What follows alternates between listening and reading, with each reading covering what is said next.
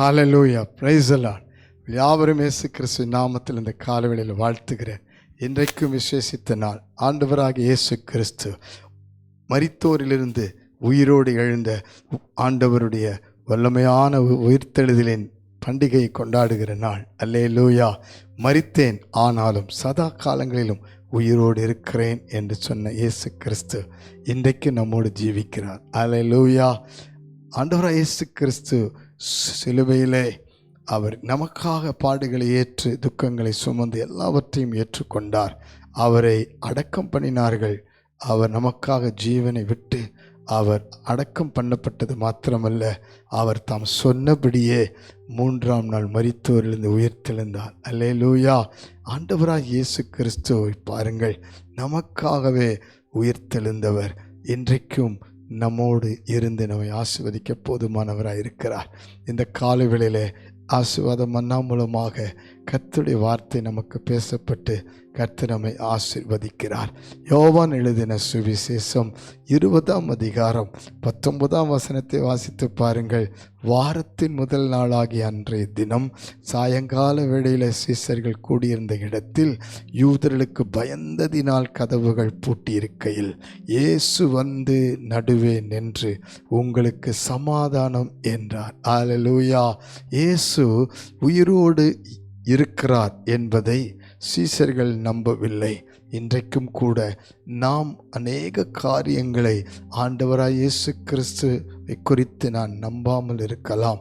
ஆண்டவர் நம்மோடு இருக்கிறார். அவருடைய வார்த்தை நம்மோடு இருக்கிறது.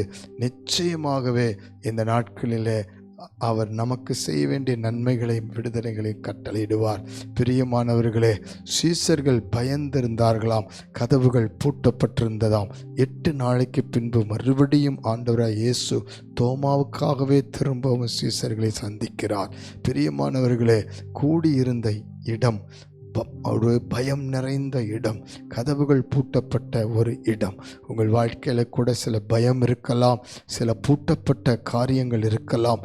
இன்னும் விடுதலையாகாத, இன்னும் ஆசீர்வாதம் பெற்றுக்கொள்ளாத, இன்னும் சந்தோஷம் மகிழ்ச்சி வராத அநேக காரியங்களை காத்திருந்தது எல்லாம் பூட்டப்பட்டது போல, தடையானது போல, தாமதமானது போல இருக்கலாம்.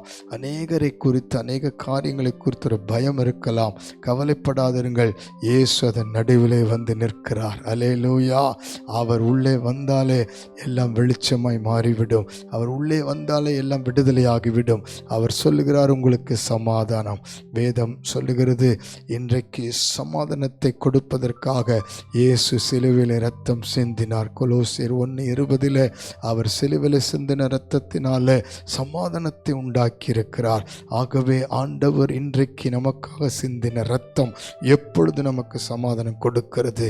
அது மாத்திரமல்ல, வேதத்தை நேசிக்கிறவர்களுக்கு மிகுந்த சமாதானம். வேத வார்த்தையை நீங்கள் நேசியுங்கள். வேதத்தை அந்த வேத வார்த்தையின் வாக்கு தத்தங்களை நீங்கள் நேசியுங்கள். ஒவ்வொரு முறையும் தேவ வார்த்தைக்கு உங்களை செவி கொடுத்து நீங்கள் கேட்டு அதன் பொழுது சமாதானம் உண்டாகிறது. பாருங்கள், கஷ்டமோ நஷ்டமோ பாடுகளோ காயங்களோ வேதனைகளோ எந்த துக்கம் இருந்தாலும் உங்களுக்கு சமாதானம் தேவையானால் உங்களுக்கு ஆண்டவர் அந்த சமாதானத்தை வசனத்தின் வழியாய் வார்த்தையின் வழியாய் கொடுக்கிறார். அது மாத்திரமல்ல, ஜெபிக்கும் பொழுது சமாதானம் வருகிறது. அந்நாள் ஜெபித்தால் ஆண்டவர் ஒரு வாக்கு கொடுத்தார், சமாதானத்தோட போ என்று சொன்னார். அதே நேரத்தில் நம் ஆண்டவர் சமூகத்துக்கு வரும் பொழுது சமாதானம் உண்டாகிறது. இப்பொழுது ஜெபிக்கலாமா? எல்லாருக்குள்ளும் என்னென்ன சூழ்நிலையோ ஆண்டவர்கிட்ட ஒப்பு கொடுங்க. அவர் இன்றைக்கு உயிரோடு இருக்கிறார். பரலோக பிதாவே, எங்களுக்காக மரித்தோரிலிருந்து உயிர்த்தெழுந்தவராய், எங்களுக்கு சமாதானம் கொடுக்கிறவராய் இந்த நல்ல நாளிலே வெளிப்பட்டதற்காய் நன்றி அப்பா. ஆண்டவரே, உம்முடைய அன்று விசேஷித்த பண்டிகை நாளை கொண்டாடுகிற ஒவ்வொருவருக்காய் ஜெபிக்கிறப்பா. பூட்டப்பட்ட நிலைமையில, பயந்த நிலைமையில அன்றைக்கு நீ கதவின் நடுவில் வந்து நின்று அப்பா, அந்த அறையிலே வந்து நின்ற போல இப்பொழுது ஜெபிக்கிற ஒவ்வொரு வாழ்க்கையிலும் பிரவேசித்து ரட்சிக்கும்படி, விடுவிக்கும்படி, சுகமாக்கும்படி, அற்புதம் செய்யும்படி, ஆசீர்வதிக்கும்படி, பயத்தை எடுத்து போடும்படி, பூட்டப்பட்டிருக்கிற எல்லா கதவுகளை திறக்கும்படிக்கு ஜெபிக்க ஜெபிக்கிறோம்.